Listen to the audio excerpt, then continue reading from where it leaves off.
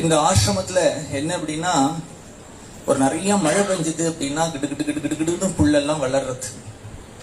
கொஞ்ச நாள் கழிச்சு வெயில் அடிச்சதுன்னா அந்த புல்லெல்லாம் காணும். திருப்பி மழை பெஞ்சதுன்னா கிடு கிடு கிடு கிடு கிடுன்னு புல்லு வளர்றது. திருப்பி மழை பெஞ்சதுன்னா அந்த புல்லல் வெயில் அடிச்சதுன்னா காணும். அது மாதிரி உலகம் தோன்றினதிலிருந்து கோடான கோடி ஜீவன்கள் பிறக்கறா செத்து போறா, பிறக்கறா செத்து போறா. இது நடந்துட்டே இருக்கு. இப்படி நடக்கக்கூடியதுல யாரோ ஒருத்தர் எப்போவோ ஒரு அபூர்வமா ஒரு மகாத்மா அவதாரம் பண்றார். It's very rare.